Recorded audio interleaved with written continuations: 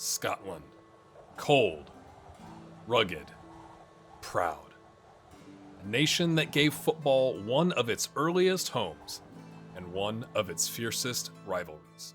Yet, 150 years after the world's first international match, the men's national team struggles for a place at the Euros and the World Cup. And our clubs, once feared in Europe, now fight uphill against the continent's giants. Scotland waits, hopes, and wonders when our next great rise will come. And beneath the shadow of the Wallace Monument lies a club with a curious past. Stirling Albion, a fan-owned club with history, heartbreak, and more relegations than any club in Scottish football. 15, in fact. And they were also the first team I ever managed on YouTube back in FM17. Look at that baby face. And Ross McGeechee was there then, and he's still here now, all these years later. The more things change, the more things stubbornly stay the same. From yo-yo darlings in the 40s and 60s to 11 seasons essentially trapped in the bottom tier, Stirling have seen it all. And it's here, at this fan-owned, fiercely loyal club, that our journey begins.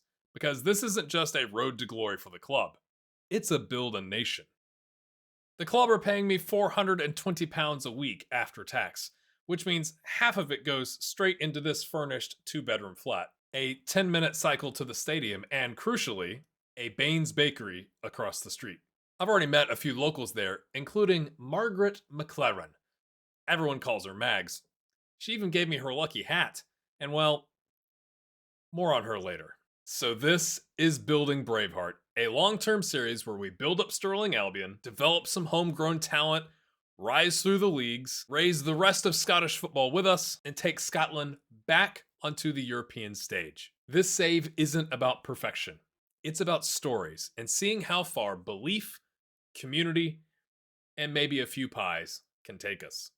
If that sounds like your kind of journey, hit the like button, subscribe, and let's go take a look at the club. Welcome to Stirling Albion, where we come in with pretty much a full staff and a squad built like a barbell. Our staff is actually pretty decent, except for our performance analyst who's 21 and on a placement from Stirling Uni. Technically, he's studying sports data science, but practically he's trying to figure out why our XG looks like Morse code. Still, good lad. Cheap too. Now, when I first took over the squad, we had €466 left in the wage budget.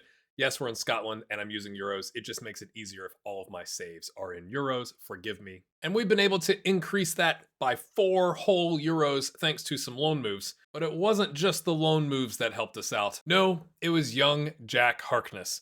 Jack's contract for some reason was up at the end of December of this year. And so we offered him an 18-month extension until May of 2027. And in doing so, he elected to take a €210 pay cut. So when Jack agreed to drop his wages from $350 a week to just $140, I knew it wasn't just my elite negotiation skills. It was his gran. She works at the bakery Baines across the street from my apartment, and she's not shy with an opinion. 350 quid? For what? A clean pair of socks? You've got him on too much, love. The boy needs to earn it. He's a good lad, but good lads don't grow on promises. They grow on graft and maybe a Scotch pie or two. I didn't argue. It's kind of hard to when you got a steak bake in your hand and half the town agreeing with her. By the way, I've been too nervous to ask her. What exactly is Bovril? Jack is an ex-Rangers prospect that now finds himself rebuilding his career with Stirling Albion. I think he knew we needed to sign a goalkeeper, and he'd rather be on a winning team than one that just paid him really well. Derek Gaston was the only keeper in the senior squad when I took over. He's the backup and also the goalkeeping coach. So is he coaching himself in a mirror? So we went out very quickly and signed a new goalkeeper. Cue it up, interns. Stirling Albion are excited to announce ex-QPR and ex-Aberdeen player, Aaron Lennox. Aaron also has experience with Wraith Rovers, Partick Thistle, Cowdenbeath, and Montrose most recently for 4 seasons in League One. So he's Australian/English, but he spent a lot of time in Scotland, so we're gonna claim him for now. We've also picked up Louis Selfridge. He's an ex-Hearts prospect who's gonna be helping cover our left wing back spot. wingback spot. That's right, my friends. In the land of 4-4-2, hoof it up to the big man, we're going to be playing a 3/5 in the back system, a bit of a heavily modified control possession tactic. The best players on our squad are our right DM Kars, who is 21 and definitely not going to be here next year, and Callum Crane, who is a left wingback that can also play midfield and DM, and the rest of the squad is kind of a mixed bag. So I needed to have somebody that could play on the left in Crane's spot in games where I'd rather have him in the middle holding down the deep lane playmaker role. So I said we had a barbell team. Here's what I mean. We have 9 players that are on regular starter or higher contracts, and we have no squad players. Everyone else is a fringe player or below. And really, there's only 3 fringe players, 1 emergency backup, and the rest are prospects. Now, the season preview is broken. That's a bug that's been reported for leagues that have less than 16 teams. But our board expects us to win automatic promotion, which means we have to win the title because there's only 1 spot for that. But to give you an idea of what might be expected of us in the season preview, we do have 5 of the immediate Dream 11 in the squad, including our goalkeeper that we just signed. Now, I'm not married to the 5-2-1-2. I'm not a tactical genius, and we're going to figure it out together. But I've played enough 4-3-3 and 4-2-3-1 in FM24 that I just want to try something different. Also, I wasn't too enthused if you look at our right wingers here. Ross Cunningham is more of a 10. He's better in the center of the park. Dale Hilson is an amazing striker for being 32. Adam Brown is listed and is just all right. On the left side, it's not any better. It's the same players plus a couple of prospects. So I went, we don't have a really strong winger core. Also, we have 10 players in the squad that can play midfield, and they can also kind of push back into the DM spot, taking that green dot and making it more of a yellow. The beautiful thing about some of those players, though, is they can also sub in on the back line. My hope is we can keep the back line relatively healthy. They've got an extra player back there. Maybe they're not running as much. But if we do have to sub somebody in, we do have a load of players that can play in the midfield to center back spine. From a manager standpoint, I gave myself a Continental B because apparently to manage in Scotland, you have to have one. Now in the summer, you've got the Scottish Challenge Cup, and we were drawn against the likes of Inverness and Wraith Rovers. We took Wraith Rovers to a ball draw straight to penalties, and then Aaron Lennox did this. 1 save. Okay, apparently it's not going to show me the 4th penalty they took, which was also saved. We end up winning that game on penalties. We don't get any prize money for that, and it didn't do us any good because we got smashed by Dundee 2-1 shortly thereafter. But despite that, preseason went actually okay, at least from a tactical familiarity standpoint. I'm a little worried about the marking and the fact that they don't know their roles, but everything else seems fine. We did put a bid in for Murray Aitken, who is available on a free. He's a former Hibs player. The idea there is he would improve our deep line playmaker spot on the left and allow Crane to constantly start on the left so we can only use Louis as a squad player. But of course, as soon as we put the bid in, 3 other clubs mysteriously remembered he existed, including one from League One and the Championship. So I'm not feeling too hot about that. Hopping in here in the middle of the episode, my friends, real quick to remind you that if you've made it this far, you might be enjoying it. Consider hitting the like and or hype button in YouTube. A subscribe and a comment also really does help the channel. Sharing it other places if you're enjoying it and entertained really means a lot. Thanks. Now, apparently we're favored. That's what it gave us the option for. We're playing Edinburgh City, which when I played with Sterling Albion in FM17, Edinburgh City, I think, stole Blair Henderson from us. And I was gutted by that. I just looked him up. He's with like Linlithgow Rose or something like that. As you can see, we're playing at the Meadowbrook, or I think it's Meadowbrook Stadium, away from home. Early corner here at 1:15 on the clock. They marched right down. What was that header, Mr. Banner? Kyle Banner heads it across as if he's playing for Edinburgh City. I'm going to leave the names down here so that we can all get a little bit more familiar with the squad. The player behind me that's playing striker is Shanley. That's Ryan Shanley, I believe. We're now 6 minutes into the match. Crane down to Banner. Is he going to head it back to the other team? No, he plays it back. Plays it over to Kars. Back. We're going backwards. Okay, we're controlling that possession, lads. Crane can't do his man in. Yay, steals it, and then... that's offside. That's offside. Doesn't matter. He hit the post, but it was offside. What a terrible idea to cross that like that. Okay, we've changed camera angles. I guess that's straight from the offside, maybe? Kars wins it back. Box-to-box midfielder driving down. Takes a touch. Cuts inside. Plays it to Hilson. Can't find a man. Gets dispossessed. Crane cuts over. Callum Crane. Definitely an assist worthy of tracking on the sheet for Dale. and he puts it in the top corner and does a little swingy arm action. Is that new? Let's see how much Dale knew about this. I guess he avoided the tackle. I thought it got kind of deflected, and that really wasn't top bins now, was it? But we'll take it. We're up early. Another highlight coming at us quick here. It's 9:10 on the clock now. Luyeye plays it down to Mahon. Into the corner. Right, lads. Right, pushing back. Oh, swung it in. Oh, dearie me. Headed it straight down for Jarvis, who just misses. And if you are an old school GHG watcher, and if you're one over here, a lot of right, lads, you come to the right place. So we're not really controlling that possession.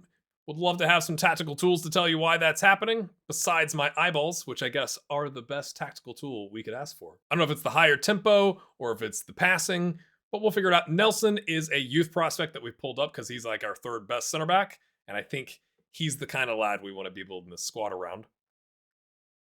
Luyeye again getting a lot of play here. Uh-oh, that was too easy. He's missed a sitter, lads. We're on positive. We got the lead. We're going to drop it to balance and see if that helps. Crane having an amazing game. Obviously, he gets the goal. He's on the 7.5, but their striker and right winger are doing all right. They're probably overloading the wings there. But we're actually had more shots on target than they do, but they've had the better chances, obviously clearer, closer to goal. Is Banner injured? No, he's not injured. I just checked. I guess he's worn out from all of the preseason games. We did, as I'm sure you saw in the fixture schedule, got smashed by Gateshead 4-0. All those things were already set up. I didn't even have to worry about setting up any friendlies. And we go in at the half with a 1-0 lead. I told him we're happy with the number of shots. Let's keep it up. Didn't tell him I wasn't so happy with the fact that the XG was so low and the other team had much higher XG, essentially more than double than what we've got going on. But we're still learning this. Banner must have taken a knock because he's back up to a yellow, so wish I could get... He got a cut leg. Is that what the thing on the left is? Way over there on that part of the screen? I'd like a... Okay, fine. I won't even get that out. Kyle Banner gets it back from Mackenzie Cars on the corner, heads it home despite his cut leg. Maybe the other players were worried about, spreading disease. Oh, that's lovely. I see highlights are lovely in FM26. We've got a 2-0, lads. Shanley's not loving life on that 6.4 up top. This is what we wanted. That was good. Oh, he's got to finish that. That is not what we wanted. That was like there are 3 guys in the back line, and he ran through them like a hot knife through butter. No one decided to go, hey, I'm gonna go with that guy. Or maybe Hamilton thought that Banner had it, and Banner thought Hamilton had it. Or maybe this guy's just so fast. It's immediately back to panic stations. It's 2-1. Banner is playing well. He's on a 7-2-8, but he's got the cut leg, and he's not looking so hot. We're going to bring on a nervous left back and slide our existing left back over into the deep lying playmaker spot. I'm sure it's fine. My hope is that by moving the better player into the middle of the park, that helps us be a little more solid defensively. You could also argue that putting Selfridge out on the wing all by himself when he's nervous might not be the best solution either. Denham is taking his time here in that wide center back role. He's just going to hoof it forward. Okay. Chips it to no one. Hey, we're just playing... Oh my gosh, that was terrible. But Selfridge, with the nerves, collects it, plays it back to Lennox, who gets it over to Nelson. What a strange highlight, but we'll take it. All right, 75 minutes on the clock. Our squad captain, McGeechee's not looking so hot, so it's time. We got to make Mags happy. So we're going to bring on Harkness. Cunningham is having a mare of a game on a 6-3-6. So we're going to bring on Chris Eady, who is on loan. Get some fresh legs there on the right side and then in the middle of the park. All right, 78-41 on the clock. Denham plays it forward to Crane. Deep line playmaker gets it over to Louis. Louis gets it quickly to Shanley. All right, we got space on the wing there, Louis. You got all the time you want. Pings it to no one. Can't pick out a pass, but... Oh! Unexpected that pass from Karst, but Shanley places it just wide, my friends. We pick right back up in the 80th minute. Is the keeper doing time wasting? Okay. Pinging it out wide. All right. Harkness in that pressing wingback role. Nicks the ball there. Pings it across. Oh, I thought that was going to fall down to be tapped in. Instead, it gets cleared. But Edie immediately gets in. to the action here. Harkness gets it right back, gets tackled. His Gran will love that one. Oh, I was gonna sub. We got another highlight here. Crane, this is the problem we've got. Our midfielders are so good that I don't want to take them out because they are like the star players of the squad, but they start getting worn down. So we're gonna leave them in for now. Louis kind of cooks his man there. Shanley's there. Goes back to Harkness. Oh, that's offside. Falls to Shanley off of service. It was a lovely service. You could say. Do we want to do some time wasting subs here at the end? Who do we even have? No one really. Not with a 2-1 lead. We're going to leave it as is. 4 minutes left. Added on time. It's been a pretty even game. It's punted. Oh, he was offside. Oh, dear. He was offside, but we collect that. Would have liked Hamilton, who's our vice captain, to be a little bit more like calm on the ball there. You could even let it gone all the way back to the keeper, mate. Selfridge has got 2 to beat. What's he going to do? He's going to beat one, and then the other one decides not to cover. Edie was there, but it gets flicked out for a throw. There's a minute left. The traveling fans, the Beanos, are there, and we get the win. Get in. I don't know if that was deserved. It was fairly even if you look at the stats there, but we'll take it. Ignore the live table red arrows. They're going to fix that eventually. Oh, and what's happening with the graphics? Oh dear. The competition screen shows we've got 4 competitions to juggle this year, but the Scottish League Cup is the thing that kind of happens in the summer, and we already got knocked out of that. We have the Scottish Challenge Cup that gets mixed into the rest of the season, where we get to play the likes of Dundee Reserves, Montrose, Aberdeen Reserves, Dundee United Reserves, and so on. I'm going to go and continue building the squad. We'll see if that free agent decides to sign with us or a championship team. Not feeling too hot about that one. But if you've enjoyed this, with it being the first real episode of The Save, a like really does help. Leave a comment on your thoughts about everything. I think I'm going to go stop by Baines and get another pastry. Have a good one.